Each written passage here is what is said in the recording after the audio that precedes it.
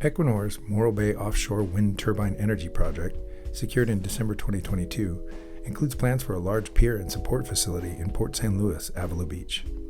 These developments aim to support sustainable green wind energy construction but raise concerns about their visual impact and potential effects on tourism.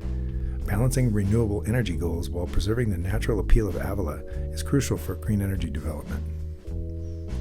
Velie of CalCoastNews hosted this roundtable in order to shine a light on the issues, to bring community awareness, and to help protect tourism, fishing, and our way of life. CalCoastNews has gathered a group of stakeholders and community leaders to provide a variety of viewpoints, concerns, and possible solutions. Mike Brown is the Government Affairs Director of the Coalition of Labor, Agriculture, and Business in San Luis Obispo County, CoLab. Sarah Rizzo, an attorney and resident of Avila Beach, filed a lawsuit in the 90s against Unical for its underground hydrocarbon contamination of Avila Beach, which resulted in one of the largest environmental cleanups in California history. Dr. Jean-Pierre Wolfe is the owner and vintner of Wolfe Vineyards. He's the vice chair of the Central Coast Regional Water Quality Control Board. Stu Jenkins, an attorney who served on the Port St. Louis Harbor Commission from 1979 to 1989. Later, he served as president of the Point St. Louis Lighthouse Keepers. Julie Tacker is a prolific watchdog and an advocate for transparency and compliance to the Brown Act.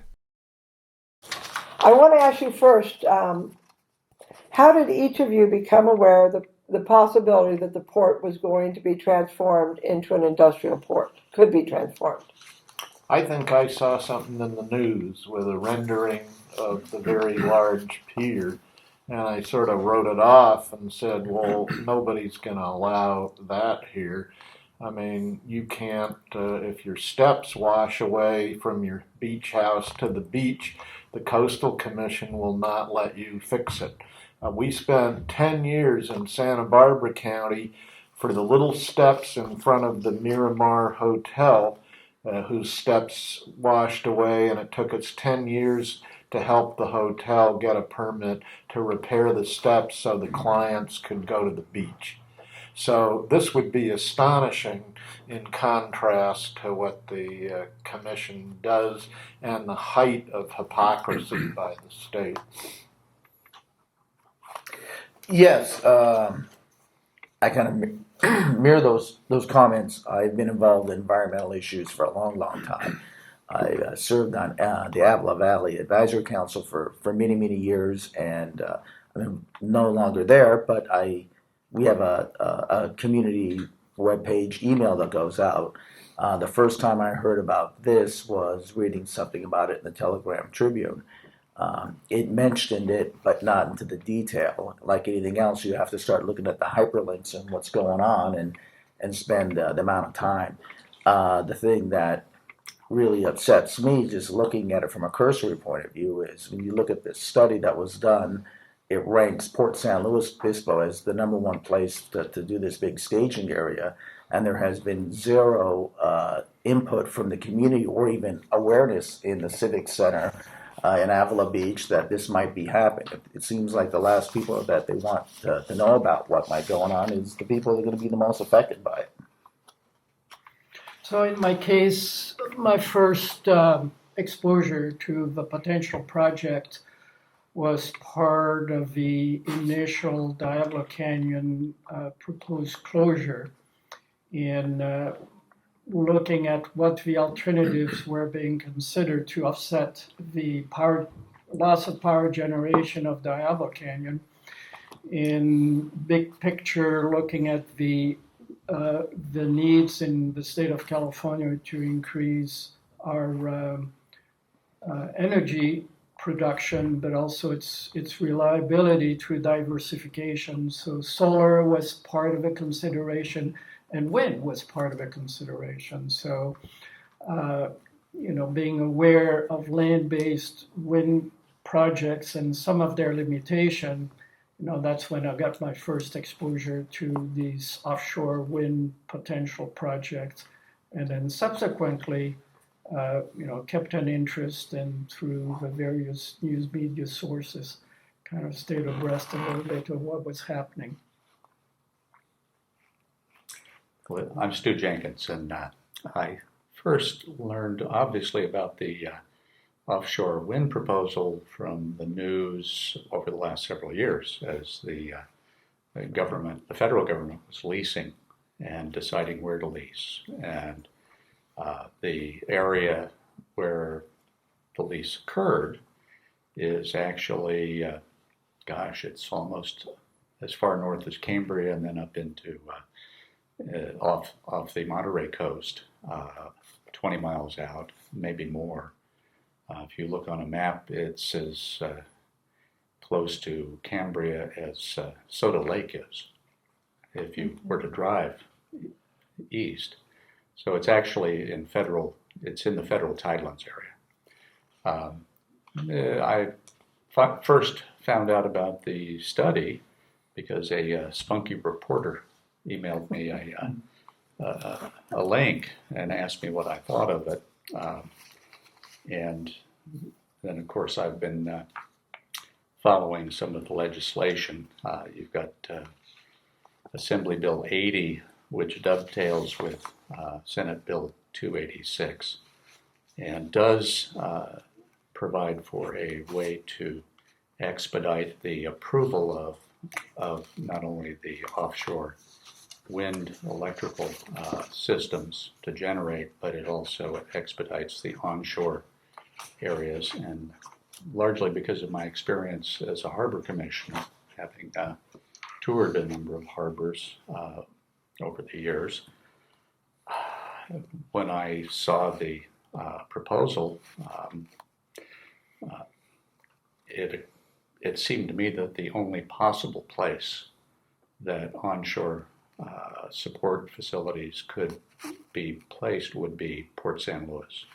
It's the one single harbor that is protected enough from the prevailing winds that those kinds of facilities could go in. There are a lot of infrastructure issues in putting it there, but by comparison, there's no place on the Santa Barbara coast that is either close enough or frankly protected enough until you get into urban Santa Barbara that would be available, or down into Port Hueneme. And there's no place north of Port San Luis that is protected enough or has sufficiently navigable entranceways. Morro Bay has, having defended the captain of a vessel that capsized just at the entrance, I can tell you that that's a very dangerous entrance. But there are going to be some issues for it. And the other thing I think everybody needs to consider is the lease that is off of Cambria is not going to be the last lease.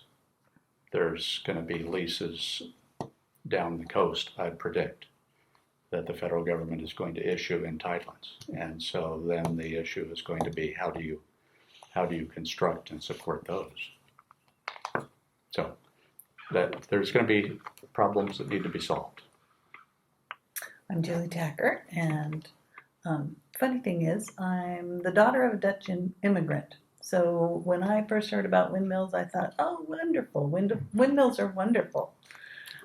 But that spunky reporter you mentioned sent me the same link, and I am a voracious reader of documents. I prefer EIRs over People magazine all day long. And when I delved down into this document, this REACH document, it's funny it's called REACH, but the reference documents at the end of the document are where the real meat is, and there's an entire document about blasting. It's dynamite in the ocean. And about 10 years ago, there was a seismic testing project that was going to be off the coast of Diablo Canyon and Morro Bay. And I became very involved at that time with that project, and I was a huge opponent of it.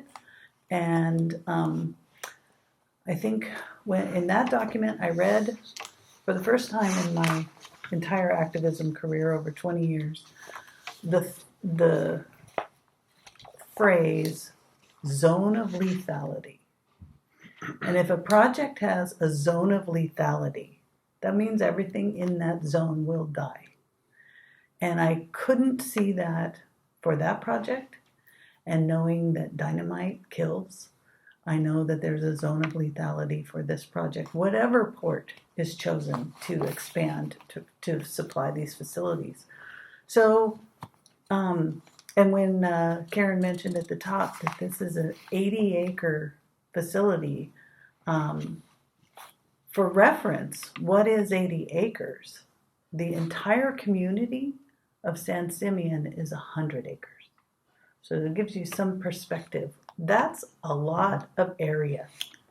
And then looking back at focusing on Avila and Port San Luis, I read The Big Green Sand Eating Machine. I read that book, and I blew the title, sorry. But my understanding is that there's still a plume of oil out in the water, in the ocean. And if there's going to be construction and blasting in Port San Luis, I am concerned about any impacts to that plume. But over the many years, we've all heard it. The people of Avila Beach have been complaining about events and the impacts that the events in the community have on traffic and emergency access and egress, getting out of there should there be an emergency. So to add this on top of all the already complicated traffic issues of Avila Beach, I see no way out if there is this industrial effort put in that very narrow area without another access or egress out of the community. So I have some serious concerns.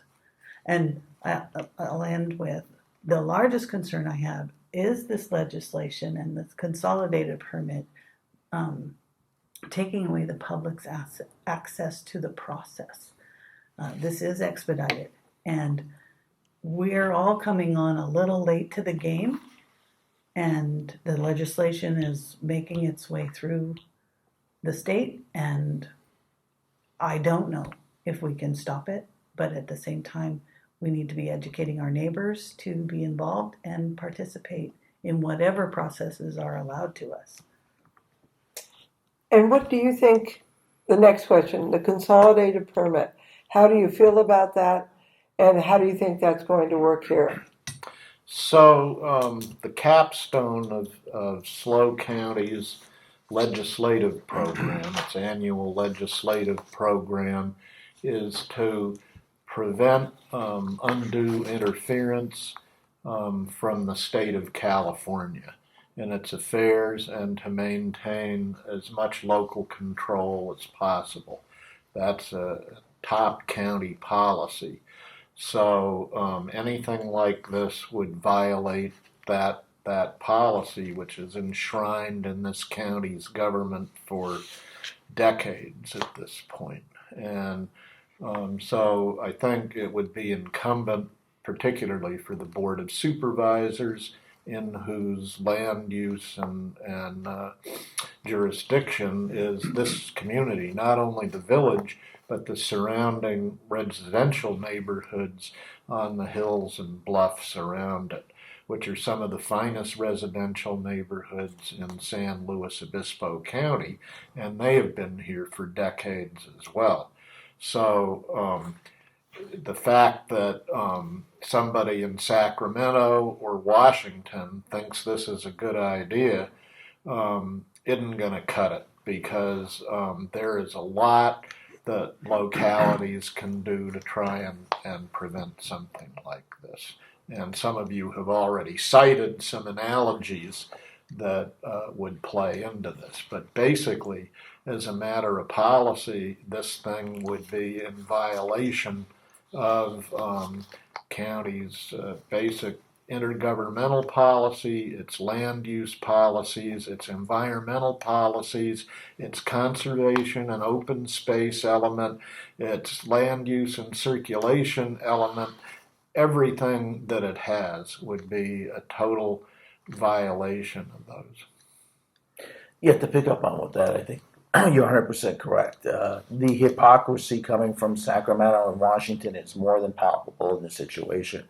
I am absolutely disgusted as to what I have just looked into it at this short point.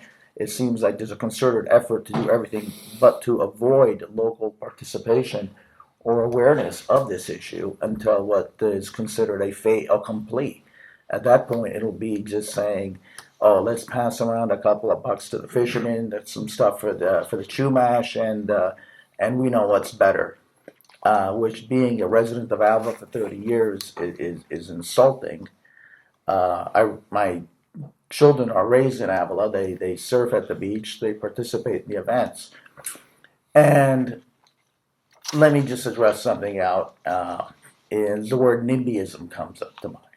And they said, well, this is a sacrifice that you just don't want it in your backyard. You're NIMBY. Well, I think it's important to understand the history of Avila Beach because it's not in my backyard again and again and again. I'm very familiar with the history of oil in Avila Beach. Unocal had the tank farm there for over 100 years. The people of Avila put up with the oil industry for the good of California, for the good of the nation. We saw what happened. It pumped out a ton of oil. We had a tank farm up there. We've had massive contamination. It took years and years to finally put an end to that. They closed the town down for 2 years. They had to dig up the town. The beach wasn't used. It was a very big project that was involved. And then came Diablo Canyon, of course. So first we had the oil industry coming up and saying, this is going to be on your back. And then we had the nuclear power industry in the early 60s. And they said, this is Diablo Canyon's a great place. So it's there. Avila Beach is, I live closest to Diablo Canyon than anybody else. If there's a problem up there, I'm the closest one. I think it's there. I'm happy it's going to continue operating.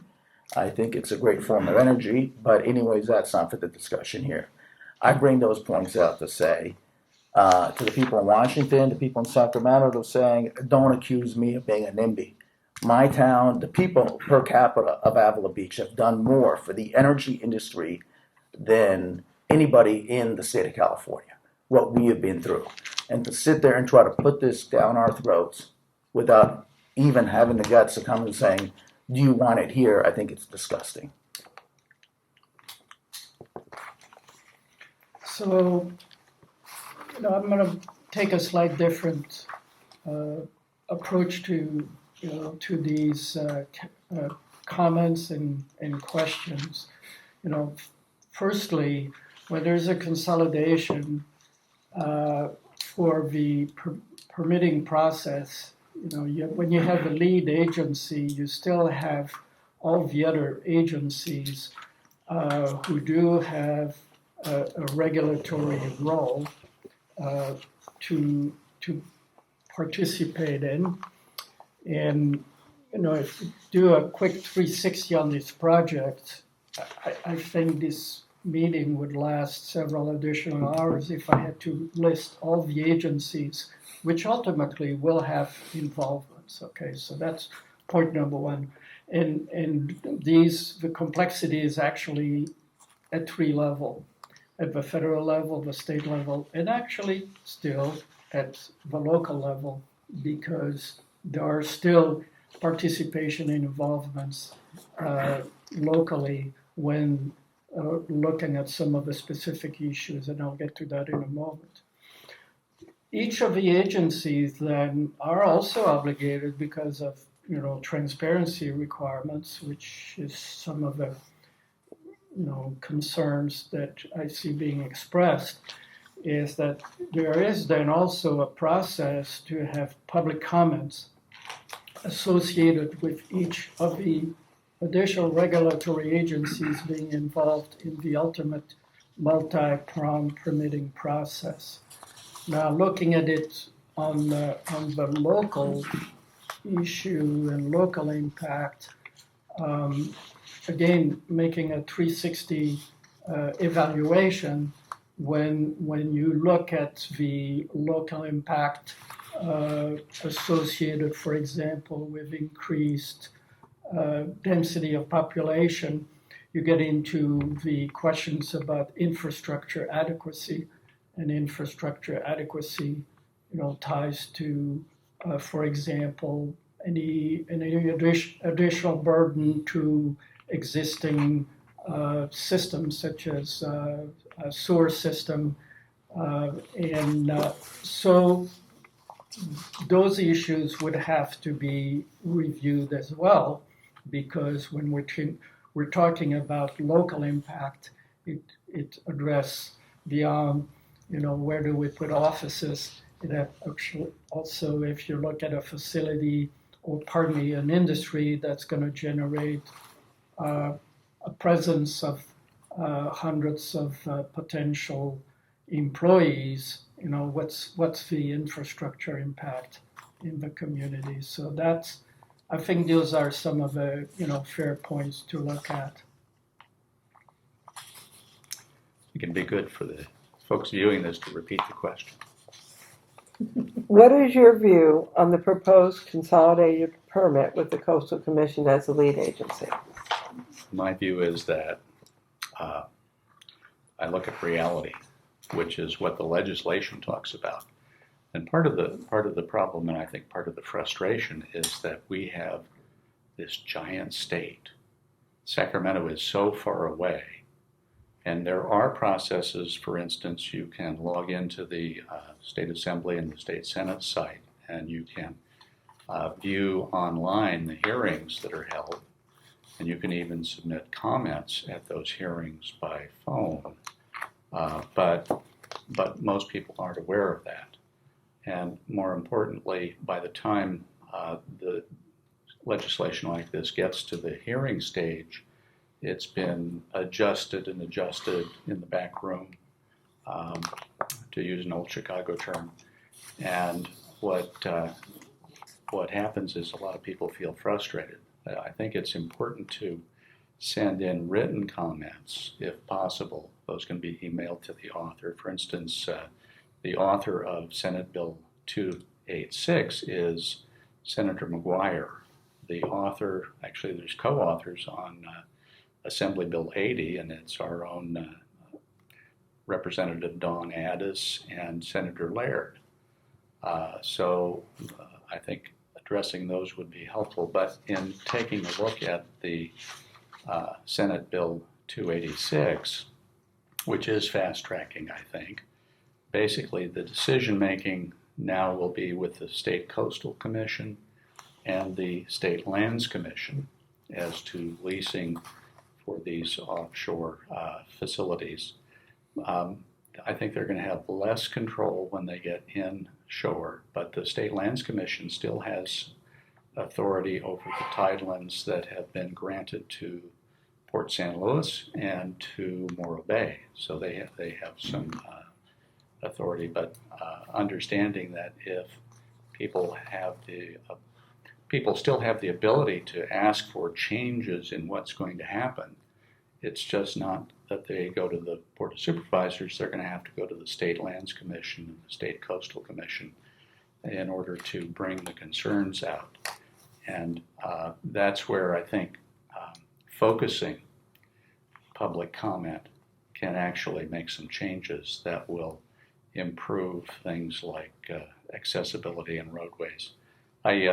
Because I was on the Harbor District for so long, and because I was acquainted with the Morro family, I have some knowledge about the topography, and actually there are areas that are behind the hills here that are not very far from the harbor that are reasonably flat and could be utilized just up the road towards Diablo Canyon for marshaling equipment, marshaling the things that are going to be assembled, and that would allow for a somewhat smaller landing to be constructed in order to do the assembly of these things. But those are the kinds of tweaks and concerns that need to be brought to the attention of those who are going to have authority under this new legislation. So I want to bring your attention to what the current law is to have a consolidated permit. And you have to have two things. The proposed project that requires a coastal development permit from both the local government and the certified local coastal program and the commission. So there's two agencies. The next thing it must have is the applicant, the appropriate legal government, and the commission. So sometimes that's in this case it would be the Board of Supervisors as the appropriate local government because that's county. The commission, which may agree through the executive director to consent to consolidate the permit action, provided that public participation is not substantially impaired by that review consolidation. Public participation in a truncated consolidated permit is substantially impaired. And that's the intention of SB 286, is to take us out. And I can tell you, the NIMBY knows more about the backyard than the government and Big Brother, who's going to make you feel good about this because they somehow know better about the local environment, from the plants and animals to the people to the traffic. They don't know what we know goes on in our own backyards. And an example that I look to is having lived in Los Osos for over 50 years. We went through a giant project. 42 miles of street were torn up to put in pipes and infrastructure. The biologists and the engineers completely missed two significant wetlands in their design. They were going to go right through them, not around them. And it was the neighbors who said, whoa, wait a minute. There's things happening in this location that your project doesn't consider. And that's a fine detail that I wanted to point out because, like Sarah was saying, the people of Avila know what the impacts will be better than the professionals and the scientists that come in there because they live with it every single day. So to take the public out in any fashion is problematic in my thinking because the public has great ideas and great concerns, and they know the environment better than the experts, so-called experts, who are hired and paid with our money to maybe protect us. And as I think everyone knows, over the past decade, the amount of whales coming into this area has increased. You can go down to the port and look over and have whales breach right beside you. It has been great for tourism throughout this county. How do you believe this is going to impact the marine life in the area, and especially the whales? Based on the prior studies involving the power plant and other things, it will have a major effect, and that's been documented by PG&E's own consultants and others, and the State Lands Commission has been very concerned. But I think that's why we need, our local government to stand up here, have a hearing, bring attention to this, and focus all these things that we're talking about on the state. And essentially that's Don Ortiz-Legg's job as the county supervisor for this area, and she needs to put it on the agenda, and we need to get everybody to testify because individuals alone are not going to impact these things, and we need a forceful presence in Sacramento that's coordinated and funded by the county itself, which is the proper jurisdiction. And San Luis Obispo County, is up to over $800 million a year budget, so it can it can bring some force to this, and all of these things, be it marine life, real estate values, everything needs to be put into this and surfaced in a coordinated way. Supervisor Gibson, by the way, is the county's representative on the California State Association of Counties, CSAC, and he's the #1 vice president and scheduled to become the president next year. So he would have a strong voice, and he was totally in opposition to retaining Diablo back before 2016. So he knows well the problems of this kind of thing on our neighborhoods. Yeah, no, make no mistake about this. This will fundamentally transform Avila and Port San Luis Obispo. You mentioned the whales, Karen. 3 years ago, it made international news. Humpback whales breaching in Avila Beach. Kayakers, people flock from all over to be down there. You can say goodbye to that. People do not understand you are going to go from a tourist town, the beauty of it, to an industrial port. And when I'm saying a port, it's not the pier down there. It is acres and acres of steel and concrete, outdoor piers, cranes, huge cranes. Huge, it's like Oakland. In Oakland, exactly. How many people go to San Pedro, to Oakland, and Alameda to vacation? You're going to have that kind of blight and all the associated debris, oil tankers coming in, all the contamination from ships. They're always leaking. It is not a pretty sight. It is dirty. It is greasy. It is big. It is ugly. Lights at nighttime, all sorts of things. You mentioned they're going to be assembling these windmills there. They're not the pretty little windmill like you said earlier. These things are 1,000 feet tall. That is huge. That's taller than the Golden Gate Bridge. That's the size of the Eiffel Tower. Okay, so can you imagine the cranes that will be there? And it's just not it's going to be there for a little bit of time. Their own report said that infrastructure will be there for 50 years. 50 years we're going to have to live with that stuff. And why should we put it up over here? It will destroy the tourist economy. We're now at the Cliffs Hotel. Thank you for putting us here. You will see those things from the Cliffs Hotel. You will see them from Pismo Beach. You will see them from Vandenberg at the Point Sal. You will see it. It will be a blight, and the hypocrisy of the environmentalists, so-called democratic environmentalists, is more than palpable. For years, they hated the offshore oil derricks off of Santa Barbara. What a blight! And then, because it's wind energy, suddenly everything's okay. All the bad stuff is suddenly okay, and we just need to take it because they know better than us. It will fundamentally transform what's going on. It will be ugly, and we will live with it for a long, long time. So, in regard to the first part of your question, impact on the whales, that question is a little bit outside of my swim lane.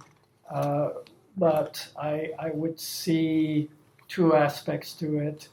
One is what I'll call the temporary impact, and then that's the dynamic impact, and then the static impact. The static impact is once you have the structures in place, those are certainly areas where whales would have to swim around. I would say that they have some pretty good radars not to hit an object if it is static, unlike, let's say, the propeller of a vessel in the shipping lane.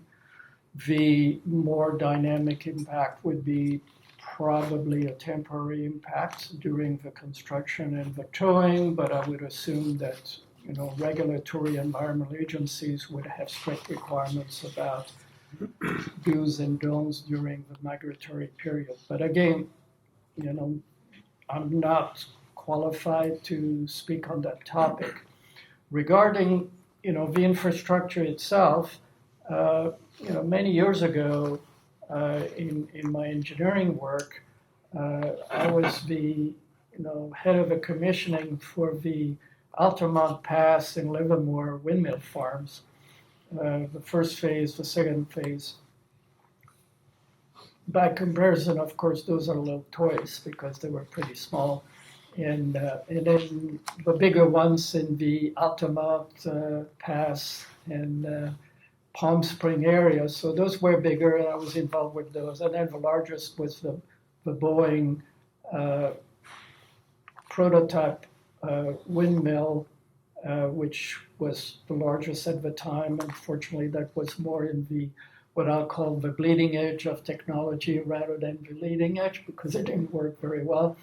In terms of then looking at moving big infrastructures, at the time when the Alaska pipeline was built and then all the refinery infrastructures, I was actually also in the commissioning program for those very large structures, some so big that they had to be shipped on barge sideways so they could clear the Golden Gate Bridge.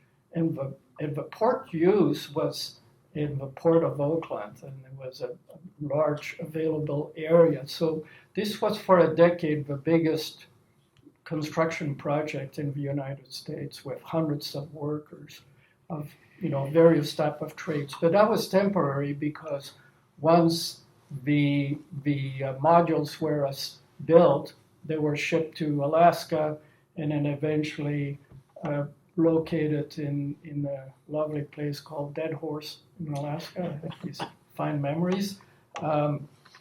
So this is a little bit different. Regarding crane structures, again, pulling a little bit from my work experience. I've done work in the Port of Long Beach, so I'm familiar with some of very, very large crane structures. I'm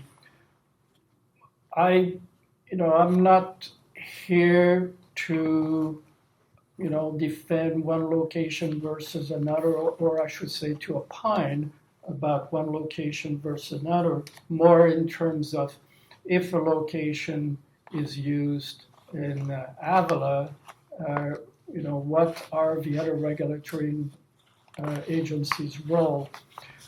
Circling back to the Coastal Commission, for example, Coastal Commission goes all the way to our international waters. Well, the Regional Water Quality Control Board regulatory area goes about almost 2 miles offshore, and the rationale behind that is since the water board regulates discharge from water treatment plants, desal plants,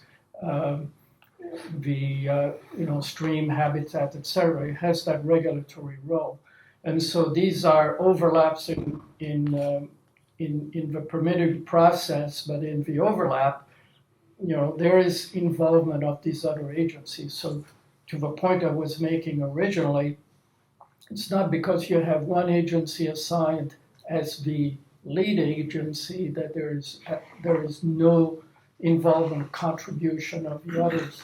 And then to that point, it does still provide, public participations. My last point I was going to make in reading, some of the various reports is there were really two areas involving the ability to build and operate the offshore wind farm. One of them is what everybody at the table addresses, the large permanent port with very large infrastructure. But the other one is in a much smaller scale. Is I'll call it a mini port, which lack of better descriptive, which is really for the routine operation and maintenance. I'll use the analogy of the offshore platform. So if you go Huntington Beach area, and by the way, I've done work on some of the platforms too, you do have some little facilities, buildings, and piers where every day you have workers going to the platform, bringing parts, and performing routine inspections. So there's really two separate components, and hence, if another location was chosen outside of Avila for the main infrastructures in port, there still could be, because of the logistics of closeness, a much smaller footprint, small facility to provide these day-to-day operations and support. I just want to, mention that other aspect of a project. I don't have a degree in marine biology, so I can't really tell you how the whales will be affected in detail. I can tell you that if you have a chance, go out to the Point San Luis Lighthouse Reservation. The trolleys run weekly. And if you're out there during the whale migration season, you can see what I've been told, which is that the whales navigate from point to point. So they get up to Point Sal, and they actually come in fairly close to shore until they reach Point San Luis. And then off Point San Luis, they enjoy the krill and the vegetation, and they will actually pause there for a while. Sometimes they will come into the harbor. And it is true that if you have a lot more harbor activity, they're not going to come in. Most people don't know that historically, Port San Luis was the busiest harbor south of San Francisco up until 1922 or 23.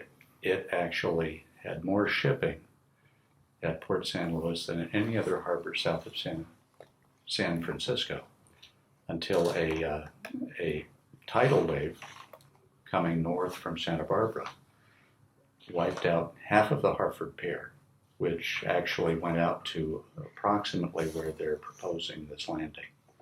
It wiped out the Avila Pier entirely. It wiped out a giant pier and a refinery at what is now Pacific Palisades. And so what you're seeing is a recovered harbor over the centuries. But the other thing to think about here on Senate Bill 286 is it does have a significant flaw. Even if there's a consolidated process, for instance, anytime there's a lease, there's supposed to be $1 million a year going for the fishing industry and a one-time $1 million payment on top of that at the beginning. And it talks about funds from the wind energy industry that will go to cities and counties and tribes, but it does not tie that to the cities or communities where the actual impact happens. And so I would encourage everybody who's concerned about this to write Senator McGuire and to have his proposed Public Resources Code 34502 amended so that there is a tie of that money to the local communities. What the other flaw here is that the money that's generated goes into a fund that the legislature will control. So they could put the money into Kern County. So that people need to contact their state assembly person and their state senator and Senator McGuire. Completely agree. I would just say that the environmental impacts have not been analyzed for the project, so we don't know how it impacts the whales. I think the show that the whales have put on in the last decade in Avila, you don't have to be a marine biologist to know that it's going to impact them. And then because it impacts them, it impacts the local economy. Perhaps that harbor was the busiest in 1923. This is 2023. That's true. We're smarter. We don't do that anymore. We are supposed to be greener and more efficient. And what I've heard is a term called greenwashing. And that's what I feel is happening with this wind energy project, is that it's not nuclear power that has all its side effects. It's just the wind. It's just harnessing the wind, which is a great thing in Holland. Small windmills with little impact. But these windmills, not only because of their size, there's something called upwelling and downwelling in the ocean, that the windmills themselves will begin to break up the airstream that's coming across that is significant, that is our what we're already used to as the wind blows, and the environment's already used to as the wind blows. These big windmills will make their own wind current and push the water down, and they'll pull the water up, changing how the temperature of the water is. It changes the temperature of the water. It breaks that wind force that nature has given us, which then impacts all the little things in its path. And I'm not a marine biologist. I'm certainly not a weather expert or wind person. I just know that the change is inevitable, and this race to have these permits heard before we have the actual environmental documents in front of us to analyze with the scientists, with the NIMBYs, all of us looking at it together to then shape the projects. Bigger, littler, more smaller windmills, something, whatever we can do to shape the project, because it feels like it's on a fast track and it feels like it's going to happen. But our input is so important that we can maybe make it different and better with not just our talking heads, but certainly with our government, with our scientists, with our engineers. I just feel very, very passionate about the impact of people and how we're smarter than we were in 1923. And we can do things without as much industrializing as we've done in the past. And if I can interject 1 second to carry on with this fast tracking, if it's before the Coastal Commission, and as you know, you've been before them, it is not an easy process. The Coastal Commission meets up and down the state of California. They could be having a meeting up in Humboldt, okay? And so the little people of Avila Beach need to get in their car and drive to Humboldt so they can speak for 3 minutes and tell them about their community, and they go, oh, 1 minute. 1 minute. mainly with 1 minute, It's the- a yes. big crowd, they knock And it they'll to say, one. thank you very much, Mr. Smith or Mrs. Smith, for your contribution. And then you're supposed to get your car down right here. That is not effective public participation. It is not. It is basically saying, and name it is. And who has at the time to sit there and write a 25-page report? Can I say something to what Jean-Pierre said about the other agencies that all take their piece of the project? So when we're talking about whales, and I show up at a water board meeting, there's not a lot you can do to help those whales. If that's my only local participation is at the water board, you can say thank you, Ms. Tacker, but you've come to the wrong place.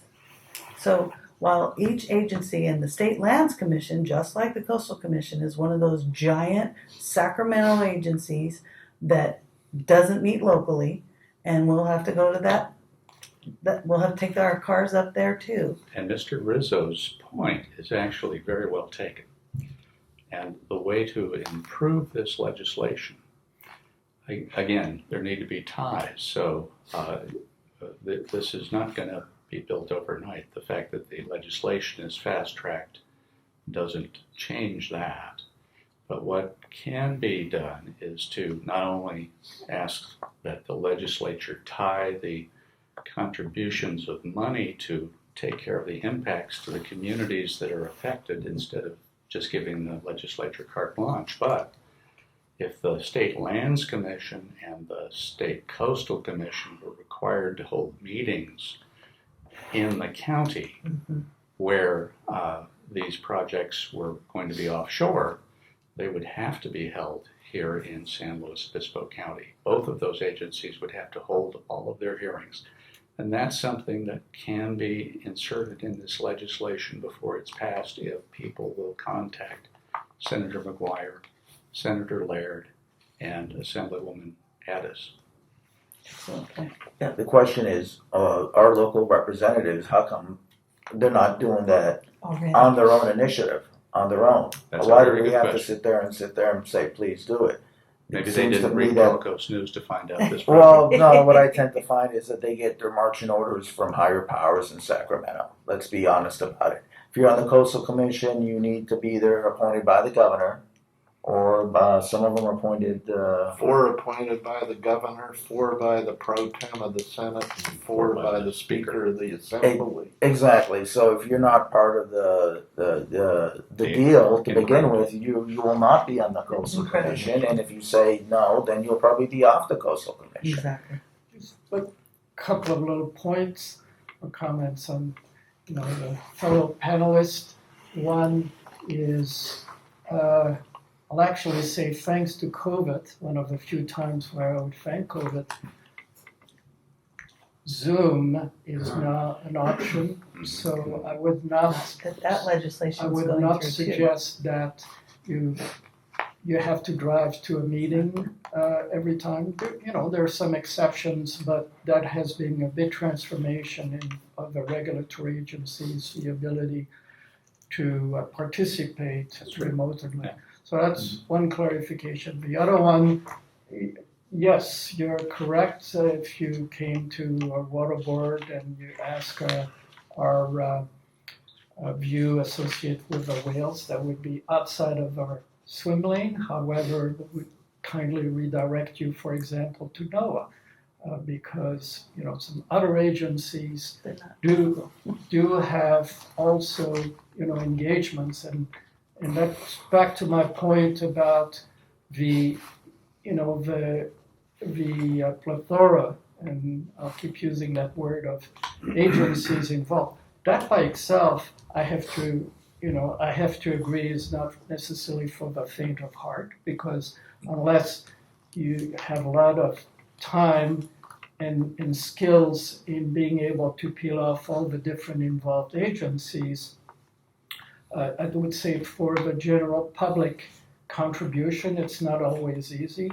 We do see, in my experience, I see that myself sometimes, where people think, oh, okay, I'll go to the water board on a question, and we have to say, well, actually, this is not our department. Right. So I feel that I understand the challenges associated with that, and perhaps one area to help a little bit the public would be to have sort of a hierarchy, a family tree, I'm going to call it, of the different agencies that are involved ultimately with the project, so people have a little bit better understanding of who does what in the process. Because when we talk about the Coastal Commission, it's very, very generalized. So I'm going to leave it as that. Now, in the REACH report, one of the things it touts is there's going to be over 1,000 industrial jobs, welders, crane operators. We do not have people that do this type of jobs in our community. So likely, most of these people will be brought in from out of area. How do you believe that's going to impact our housing shortage? So we had some experience with the construction of the 2 solar farms in the eastern part of the county. And again, and they were under a project labor agreement, so the large trade unions had a preference in terms of who got hired, and they had people come from all over the country because a lot of them were electricians, large scale, and the county ran a temporary parking lot in Santa Margarita.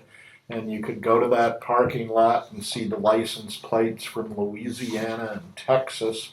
So these jobs aren't necessarily, we don't have that many people. And of course, you have the construction phase, which has a lot of jobs for a few years. And then you have the operations phase, which has much fewer jobs. I think, as you said, it's analogous to the oil industry. You have people that go out to the platforms and operate them on, boats. But where this workforce would stay during this, much of the workforce on the solar farm stayed in Bakersfield and commuted every day from over in the valley to the site. So how that would work for coming to Avila Beach could be a little more difficult. So,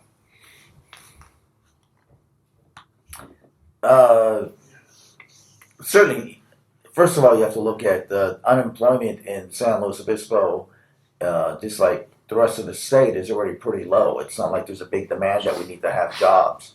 In fact, if anything, they people are looking for employees, but it's already fairly low. Number two, this county has for a long time said that tourism is our big economy and it's booming. So suddenly that's no longer good and we need to become an industrial economy. Makes no sense to me. Housing is already very expensive in Avila Beach. I think the average, it's hard to find anything. There's really no more available building envelope in Avila Beach.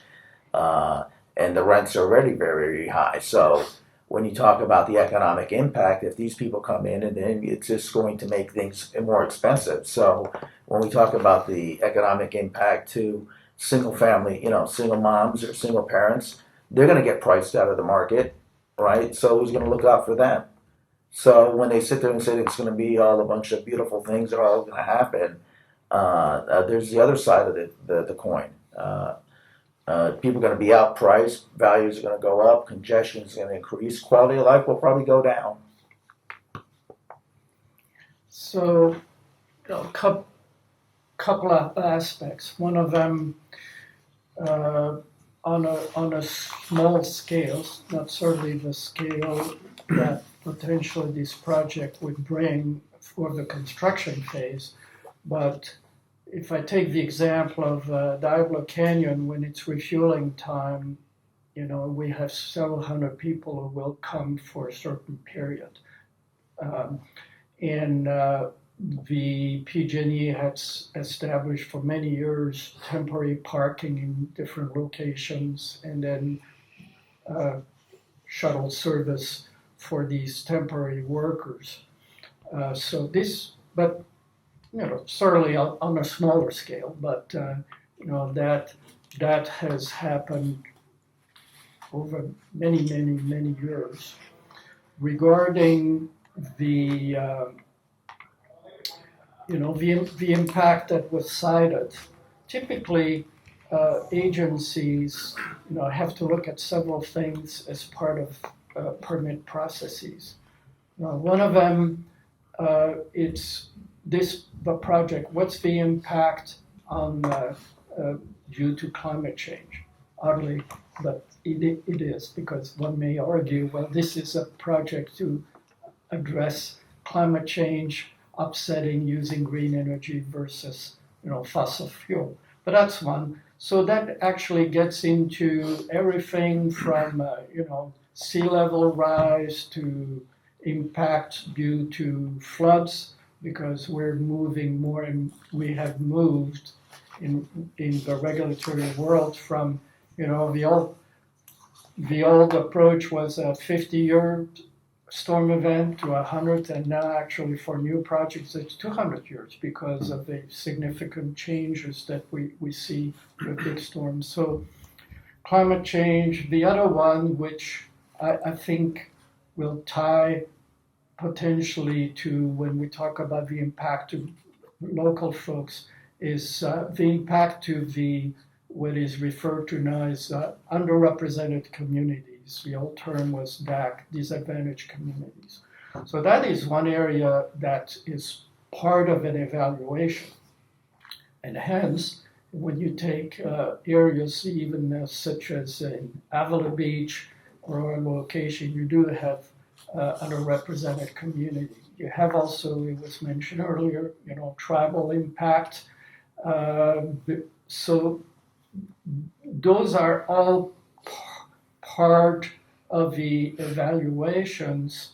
And then looking at, therefore, if you're going to have a significant permanent increase or even temporary, and when I mean temporary, say 3 years for the phase of the construction of a very large surge where all of a sudden see a population double, it begs the question, do you have the infrastructure for that? Aside of housing, but obviously people have to live there, and do you have the utilities with sufficient capacity to serve that community? Before talking about housing, I just wanted to give a little different perspective on windmills than my friend Julie had. The significant difference between wind-generated power and, say, solar cells is that, well, both of them require a lot of energy to create. The solar cell is just absorbing sun. The windmill is actually pulling energy out of the air. What happens with climate change is the winds get more strong, and so the windmills are actually mitigating the climate change by pulling energy out of the air in order to generate electricity. Now, housing. I've been here since 1961. In fact, I moved here because there was a huge expansion of two things. My dad got a job at a growing little state college called Cal Poly, and a lot of my neighbor kids were the kids of prison guards because the CMC expanded. When Diablo Canyon was built, we didn't have enough people to build it, and so all these people came. And I can tell you, I've talked to countless people who just came here for a 5-year gig at the nuclear power plant. They got married, they raised children, they retired here. So yes, there's going to be a huge housing boom of construction if something like this is placed here, whether it's in Morro Bay or whether it's at Port St. Louis. And there's going to have to be a lot of money put into infrastructure and roads and sewers and treatment plants in order to support the additional population. It's not going to be as rural as when I moved here and there were 70,000 people and 144,000 cows. But that's the effect on the global climate change by pulling wind energy out of the air is actually going to be quite stunning. That's my thought on housing. I think something, not to interrupt, That's all right. when we look at it is, like I said, their own analysis says if you put these port infrastructures are going to be there for 50 years. Yeah. And the question is, what happens? I mean, right now we're at a interesting period. We're going through energy transitions. I read a lot of Vlasov Schneel's books on, probably the foremost authority on the history of energy. He's a retired professor from Canada. We don't know. There's a lot of things going on right now. What happens if 10 years from now they find these new third generation nuclear power plants that are going to come along? new types of energy come out. We're talking about private companies out there, right, or maybe publicly. The moment they find out that it's too expensive to operate those things vis-a-vis another energy source, they're going to close those things down. What's going to happen with these 20 acres of ugly, egregious sports that we have in San Luis Obispo? Who's going to clean that up? I know for a fact that when the Unical pier was put out, they had to get from the State Lands Commission. They're the ones who give the authority, and they're required to take the pier down. Now, it cost them. It would have cost Unical, as part of the cleanup the project, more money to deconstruct that thing.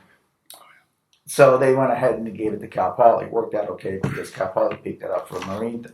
What I'm saying is, sure, say we build this. What's the guarantee 10, 15 years the companies go, okay, we're out of the wind energy business because it's no longer feasible because something else came along, and they'd say, thank you very much.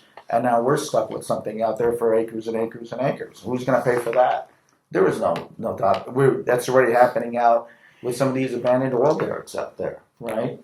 There are more abandoned oil wells in California than anybody can deal with, from a century of oil that no one's taken responsibility for, and the state has to pay to take them out. So Yeah, exactly. We have a pier in Avila that's been decrepit and half of you can't go on it, and everybody's saying, "Oh, we have no money to do it." So everything sounds great when you're going along. It's going to happen. We got to fast track it. This is the future. Get used to it. But then it's when the politicians love it all because this is great. This is great. Or we're going to save the world. But then when something goes south or the companies pull out, then we're going to have to deal with the consequences, and no one has easy answers. Yeah.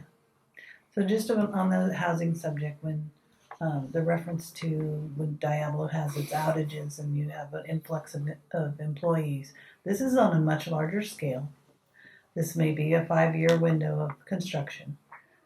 We here in Los Osos, we here in San Luis Obispo, we hear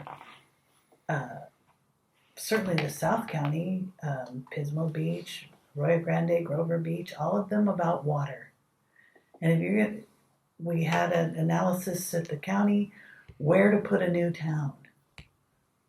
The answer was not south of Avila because getting through the Shell Beach Straits and traffic congestion is impossible with any more impact, more growth down there. Caltrans won't widen that area. So when we talk about all these regulatory agencies and such that have a say in what goes on, certainly the human impact, that in the name of this energy, in the name of this fast track, there's going to be overriding considerations. And when government overrides nature, something's impacted. Every little detail is impacted. And without the public process, without the time that it takes, Diablo Canyon was on a drawing board in the 60s, wasn't built till the 70s. So this rush to have in just 6 years, it's too fast. It is too fast. I know that some people might think it's too slow, but it's the vast amount of land that's affected, onshore and off. It's going too fast. So could I circle back for Yes, a second? yes. Regarding the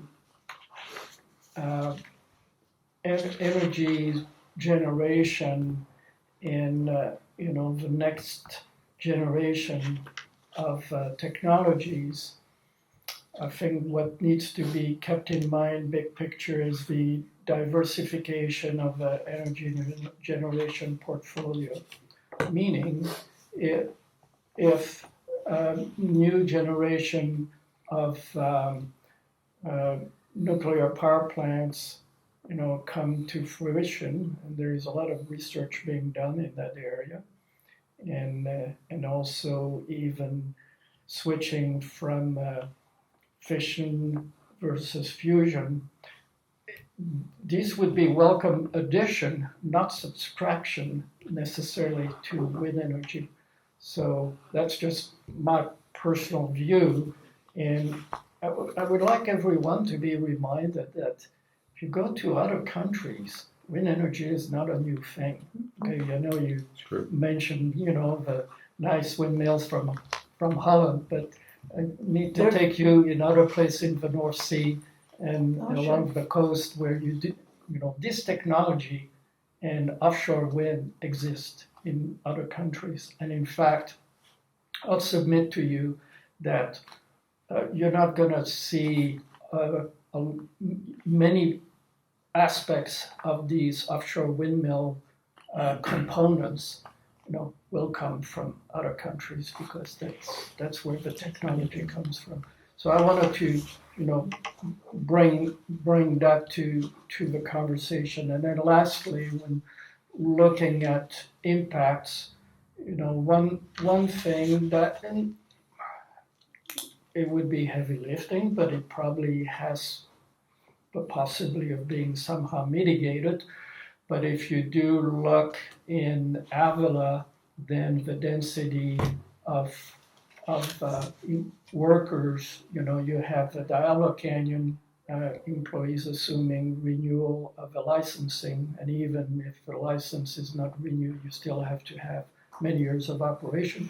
But you supplement to that, the workers at the port, that little road in going to Avila is a bit of a challenge. So when we talk about needs for improvement of infrastructures, that by itself would be an issue. And I know that actually as part of the various permit requirements, for example, for Diablo, there's the emergency routes that has always been, of a consideration. If you need to get out of Avila in a hurry, how you're going to do that.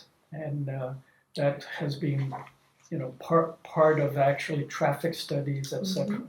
I'm going to hike up to Pacho Creek myself, but no, I wanted to segue a little bit onto what Mr. Rizzo said, which is a very good point.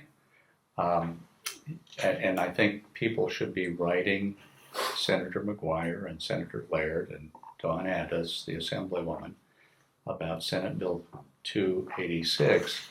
There's lots of money that's being thrown around, and they're setting up a fund, the Offshore Wind Energy Resilience Fund.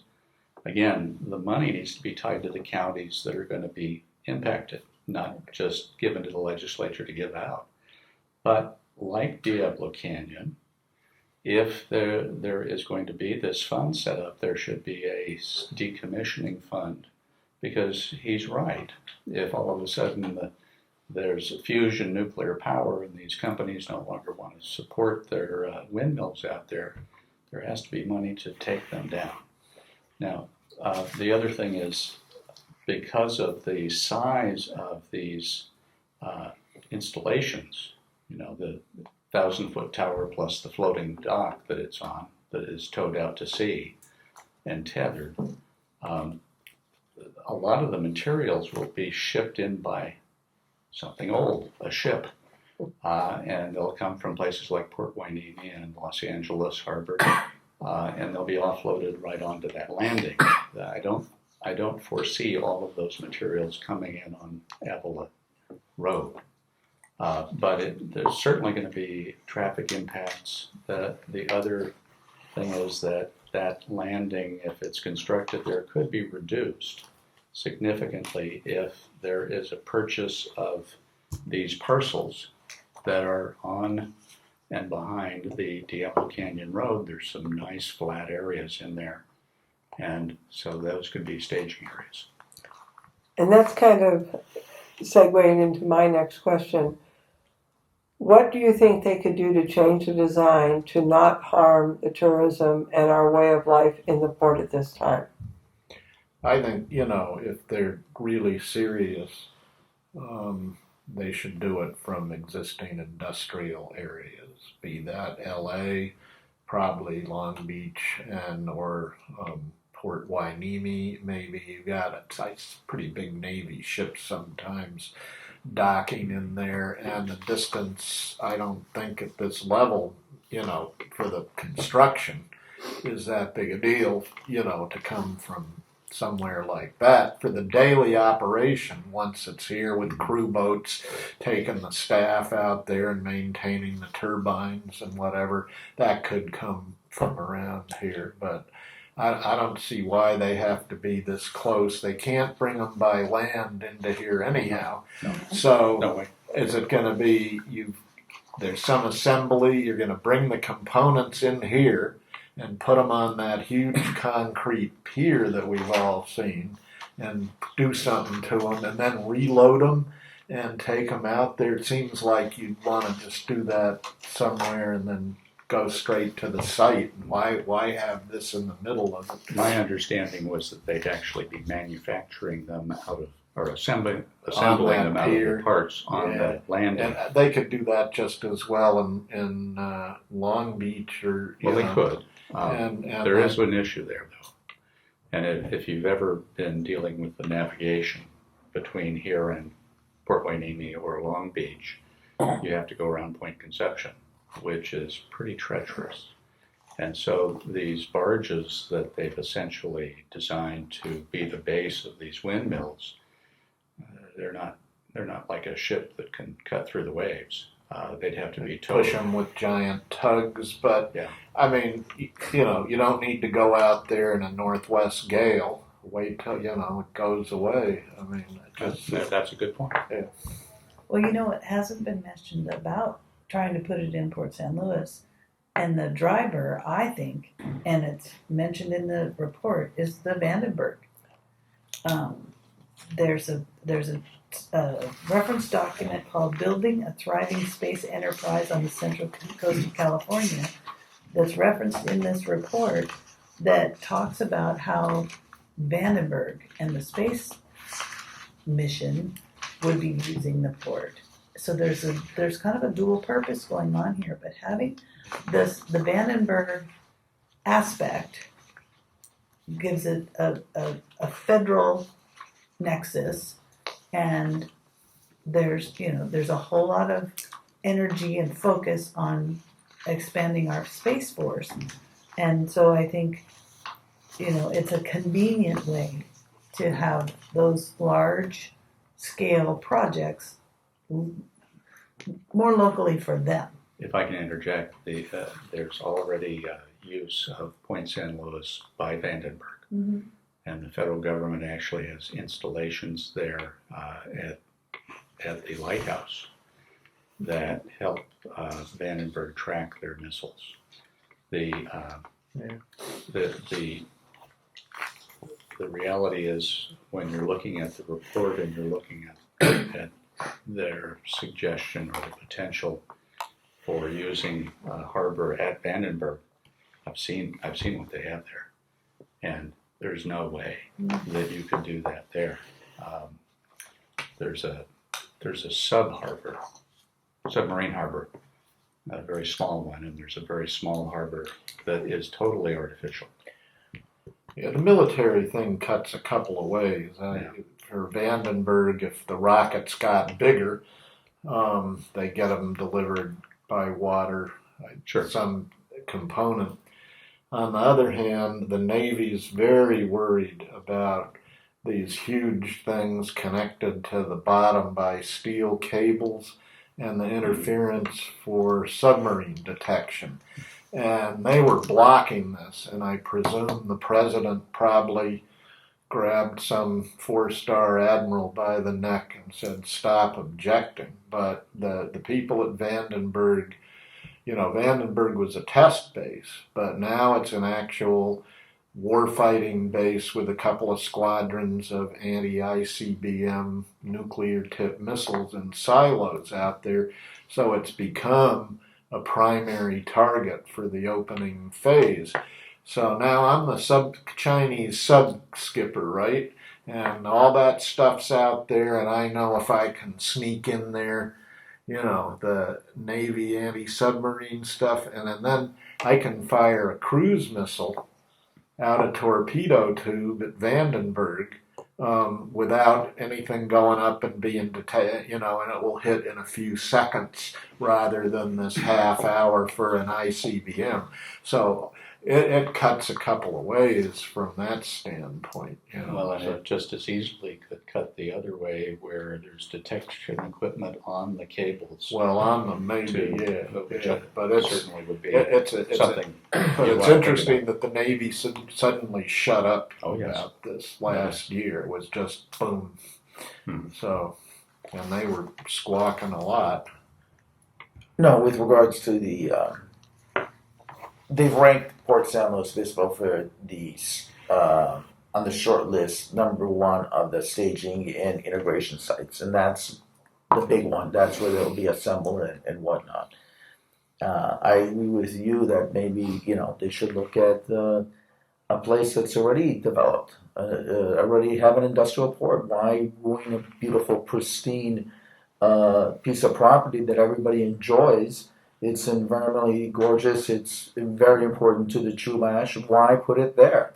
And if it costs more someplace else, well, then do it out. I mean, World War II, we sent stuff halfway across the world to Pacific Islands and installed it. And if it costs more, well, so it costs more. Maybe it's not economically feasible to do it here. There's no.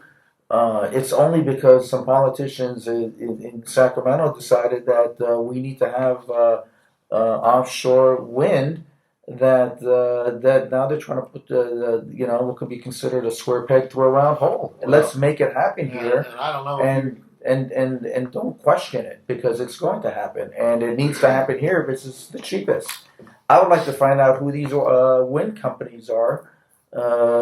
And the profit margin is. What the profit margin is what meetings have taken place already. You may come to this, but it reminds me, when you're dealing with government always goes and does things without asking the question, what are we trying to do? Who's affected? When are they going to be affected? What do we get out of this? It's all, we're going to do something with the homeless or whatever, but no one actually asked that fundamental question. So before you get to any of this, with the cost of the lease, with the cost of the manufacturing, with the cost of the shipping, ultimately with the cost of the maintenance and everything, what is the price of a kilowatt of electricity delivered to the grid wherever it's delivered? And so, we know for PG&E right now it's 13 cents or something. For 3CE Energy it's 9 cents. They've got a little headroom in there for a while. What's going to be the price of a kilowatt of electricity? So all these people in government are running around about this, and none of them have any idea, if anyone even. Now, I'm sure these companies have to have pro formas that, or why would you spend 300 or 400 and something million on that, that have it down to the nits for 30 years or something. Yeah. And because it's a huge public question, I think the public's entitled to see that. Well, if I may comment, the only difference in the conversation, if putting aside the port, is if you look at the profitability or the efficiency of windmill, the only difference is one is floating on a platform versus inland. So I would submit to you that if wind energy was not financially sustainable, both for the producer and also for the consumer, why would you have all these windmills inshore? Okay, and new windmills being added. If you Well, let me finish, okay. please. Thank you very much. If you drive on the 101 in the Salinas Valley, about every 6 months you have new windmills being installed. So without getting into the details on how you calculate the depreciation and work with the PUC on the rates, what I submit is that land-based windmills have demonstrated to be reliable and also financially sustainable. Except we know for a fact that, like for our solar farms out there, and I think these windmills are in the same group, these companies receive huge federal subsidies and tax breaks for them, which that should be calculated into that price. You can't just, because that's a cost to society and the consumer somewhere. And then the other thing is, and this always struck me about these solar deals out here, is that California passed a statute to induce solar development that said that the actual facilities and inverters and power lines to the connections and all the equipment and everything out there, except for basically the land, that is, everything that goes to the generation of electricity is exempt from the local property tax.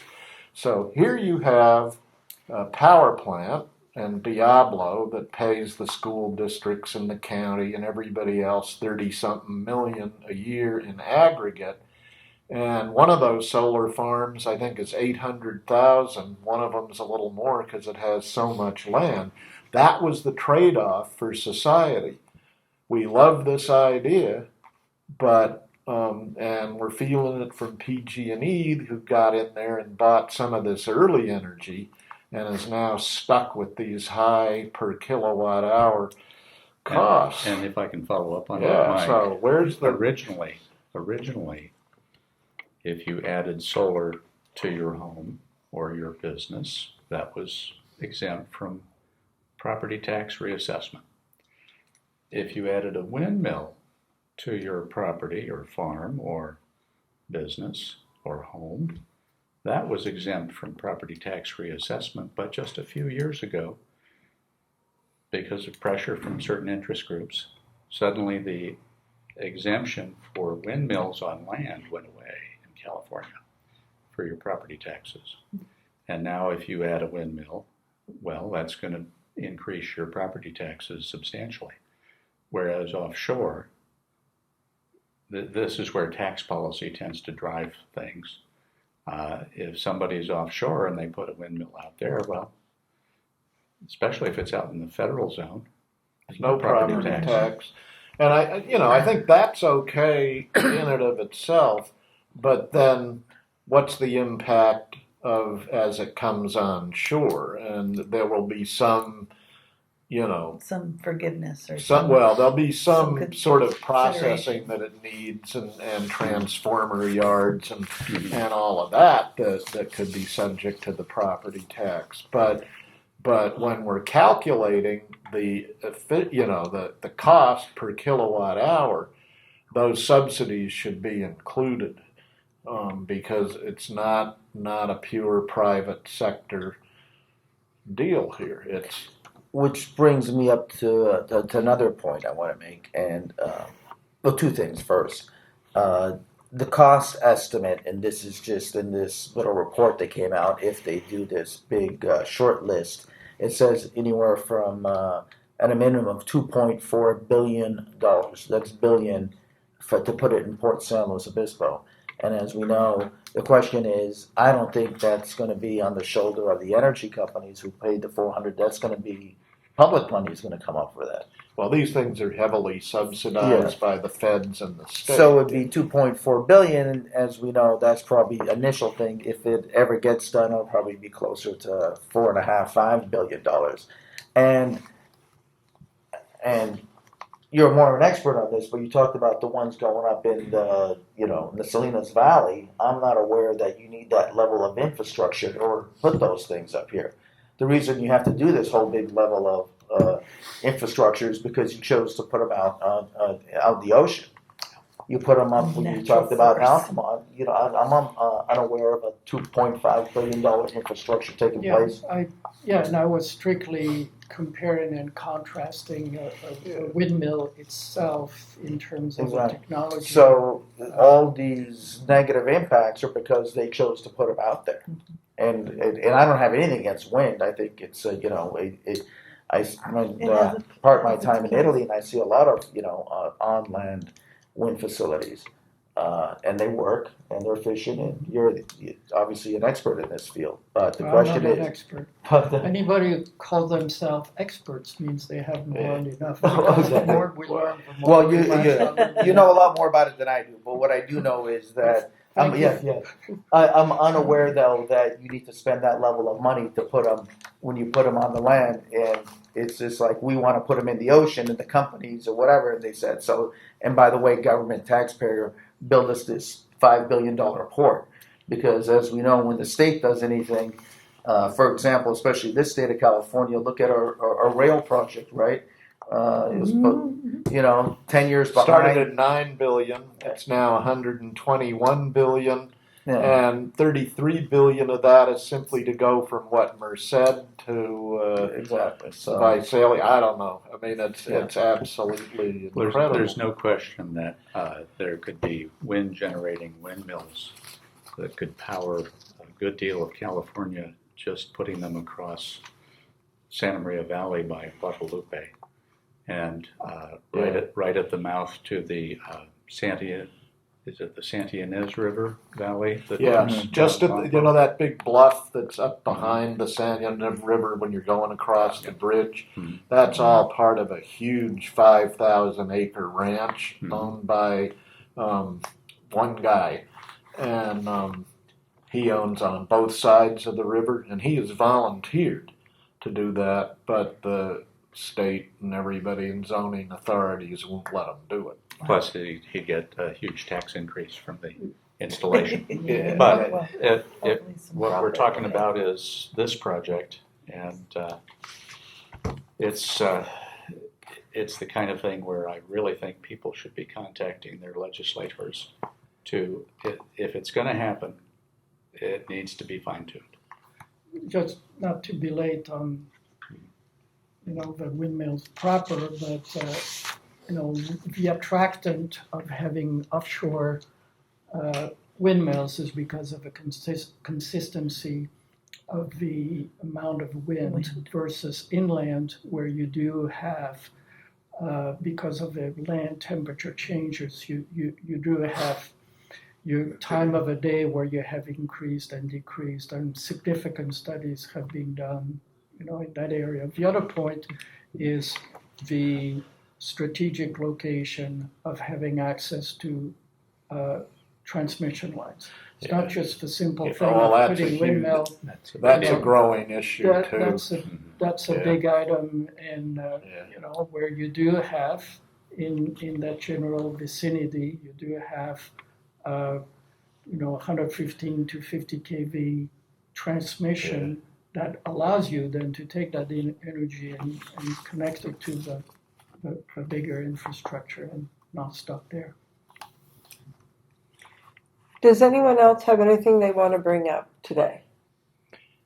I want to talk about this community and the people who live in it and the housing. And so, like I said before, you have neighborhoods all around here, not just the thing that people think of as the little village down here, but you have quite an extensive array of different types of homes, many of them with beautiful views, ocean views and mountain views. But if you place, say, the huge cranes necessary to load and unload this stuff down on that waterfront, they're going to have red lights on the top of them that are required. They're going to be operating, and does this operate 24/7 during construction for economy under big arc lights that are going to light up the whole place like the Port of Oakland or something?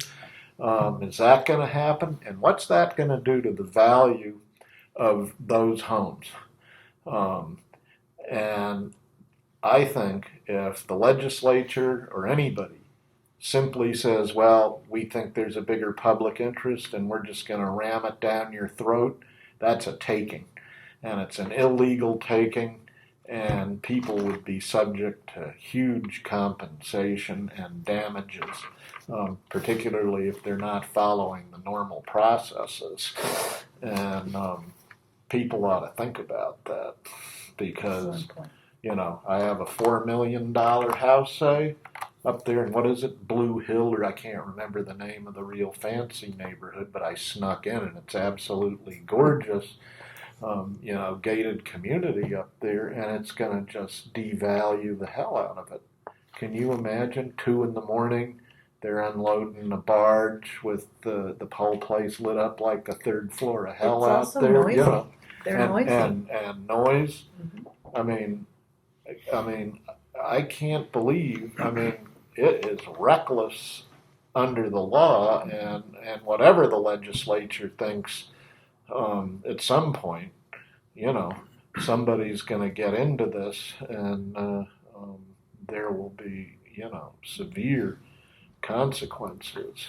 Yeah. And to further that discussion, it's just not about Avila Beach. First of all, what can you do? I know there's a meeting happening this coming Thursday at 6 o'clock at Morro Bay High School in the auditorium. Senator Laird is going to be there, then the head of the REACH, and That's Monday. is it Monday or is it Thursday? I think it's this Thursday coming up. I thought it was. It's the 4th. The 4th. Oh, okay. Thursday. Okay. Anyways, there'll be a meeting there. I Maybe that's the urge deadline. anybody to show up to that. The other point is, yeah, when I did or was involved in a lawsuit against Unical many years ago, and we had a group called the Avila Alliance, and it wasn't just about Avila Beach. See, the beaches serve everybody in California, and that's the mandate of the Coastal Commission: access and uses of the beach.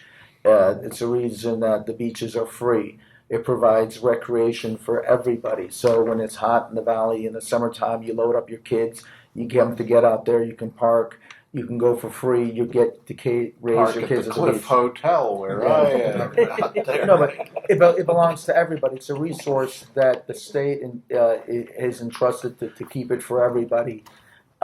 If you build this out there, it will destroy it forever. So what can you do? I mean, you're going to get involved. If not, go out there and take your pictures and your video and see what Avila used to look like before they destroyed it, because it will be gone forever. Believe me, it'll be at least 50, 60 years. That stuff is going to be in there with all this stuff. Like I said earlier, it will not be nice. It will not be pretty. And are you willing to sacrifice that for some companies so that they can make some money? I'd say no. So, summarizing, I think one area where a lot of the conversation was about the specific impact of the port itself. But as part of the impact of having a significant increase of the local population is a fair review, objective review of the adequacy of the utilities within the area to sustain a significant larger population. And if we look, for example, currently at, to just take one example, the local water treatment facilities, they're being challenged right now because of their age, their location. Some of them will not comply with, new sea level rise requirements, probably require relocation. If we look at the recent floods, we have had events of flooding of some of these facilities, and in fact, probably long-term solutions would involve consideration of a consolidation rather than have small local facilities and some being on septic and bringing sewering connections, which would also have improvements to the environment, because when you do have some of these high water table levels, it really doesn't work very well when you have on-site water treatment systems. So I would say as part of the total package, so to speak, aside of the impact, that some of you have discussed, I think that should be a fair part of the conversation. Is what's the impact? Absolutely. In fact, you're so right, because this whole section of town here, Pismo and everything is, what is it, Water District 13, I think, is it? And it's supplied by Lopez Lake, and that thing last year almost reached dead pool. In other words, no water. They were in the third stage water emergency over here. So, well, there are two aspects. Yeah. One is long-term availability of potable drinking water. Other aspects are the aging of the existing water treatment facilities, and then also the leveraging with upgrades to recycled water treatment plants. I mean, we do see this taking place in other locations. The relocation of the Morro Bay water treatment plant to the new location, which, by the way, if that had not happened, that Would have flooded. That plant would have flooded. It would have been catastrophic. So I just wanted to you're absolutely bring some of these other. In fact, the city of Pismo, the city of Arroyo Grande, and the Nipomo Water Community Service District are in a very complex deal called the Project Blue to recharge, I think, Lopez water into the aquifer near the ocean to push back the seawater intrusion, which you're very well familiar with. And they have a huge it's a $47 million federal grant or state grant to do that. So, I mean, you've got these programs that sort of cross purposes almost here. Well, that's the big, the big new direction in the indirect potable reuse. To take wastewater, treat it to a high level, and then inject it back into the ground for ultimate. This will be a mix. But the point I was trying to address is that that area has issues, and certainly we're talking about putting $2.5 billion in an infrastructure. That is one area that needs to be addressed. And this is, I think, where perhaps comments from the local community needs to bring this to highlight too, is that, okay, if this ultimately has to take place, you have some other things that you need to address as well. Oh, well, okay. I have some issues with the report itself, and that I call it a head fake, others might call it a red herring, where they look at Morro Bay, or they look at Vandenberg, they look at other potential places. The Elwood Pier near the Bacara in Santa Barbara. What a joke. These are not practical alternatives. If I had my choice, I would say build it at Vandenberg. You've got a great field there already. Vandenberg is destroyed environmentally on land. Let them have it right there. And it's around the Point Conception, so you can build the whole thing there. But where I'm hearing the noise from the locals is Morro Bay. And Morro Bay is a national estuary. It's completely at cross purposes with an industrialized port. The onshore battery facility is taking a lot of heat. People are very afraid of it, and it may or may not be necessary. I don't know. I just know that dredging that port, and that's the community that's aware that something may be coming, and Avila's asleep. And I'm not entirely sure that the Port San Luis Harbor District is unaware. They know about this report, but where are their local hearings right now? The city of Morro Bay, every single meeting, someone is either at the podium talking about it or there's an agenda item associated with it. Port San Luis is completely quiet. And that is where the business of the port is going on. And I don't know maybe when it's coming, but I think the public processes locally just aren't being heard. And I feel like this whole report has been glamorized as someday in the future. And we have all these choices available to us.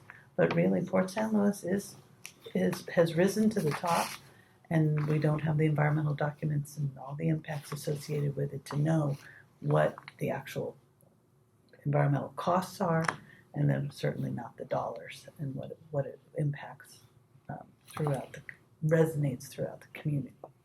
Okay. The last word, I guess. First of all, the Port San Luis Harbor District is the largest special district in the entire county. It goes from the Cuesta grade, includes most of San Luis Obispo City, and goes all the way to the Santa Maria River along the coast. It has a 5-member board. Anybody watching this in that area should consider running. It's been a little bit of a sleepy place for a while. And people got all interested back when the oil companies were trying to come in and build a giant crew base in Port San Luis. That was when I was on there. And all of a sudden people got interested, and we had contested races, and we had good people get on. That looked out for local interests. Now, Julie's right. My friend Julie's right. This study was a little bit of a canard in the sense that there is no other harbor along the coast north of Point Hueneme or south of San Francisco that could service and construct these facilities. So they spent a lot of time pretending to look at other places. The suggestion I have for everybody is this is going to be built. But how it's built and how it's built in a way that actually serves the community instead of tearing down property values is an issue that is still in play. And so it's important to go to the meeting in Morro Bay on the 4th. It's at 6 p.m. You can register online. I'm going. And I think fine-tuning the legislation and working on making sure that the State Lands Commission and the State Coastal Commission and every other agency that is dealing with this has to meet in this county on every single aspect of it is probably the best thing we can do to help fine-tune it. The state of California and the federal government are going to make this happen, just like they made Diablo Canyon happen decades ago, when there was a lot of potential, there was a lot of protest. But the things we can do now are to make it so that the impacts are all covered. And CalCoastNews is going to continue to provide updates on this as it becomes available. Part of the issue is the information is not out there. I did contact the Port District. They told me they are absolutely aware of this. I asked why it's never been on an agenda. And they said, oh, it's so far out, we're going to wait till later. And again, this bill is supposed to be done likely by the end of May. It isn't far out at this point, and it does need to be looked at now. I agree. In fact, on that issue, I was watching an interview discussion that the Tribune put on a couple months ago, and they had one of the representatives from one of the federal agencies talking about a NEPA permit, and he was saying, oh, well, the time to submit your comments in was basically January or February, so it's already time to make certain federal comments already over. Yeah. So, and we don't even know about it, and then you're going to sit there and, well, it's too late to make your comments, we close it out. And that's why I put this roundtable together today. Most of the people I brought this up to had never heard of any of this, especially those in Avila. Morro Bay, yes, they're voicing their concerns, they're trying to get the community involved. But in Avila, most people do not know this is happening. Well, because of you, they now will. Well, thank you too. Thank you so Thank you, much. Karen. Yeah. Shine a And light. thank you all for coming here today. Thank you.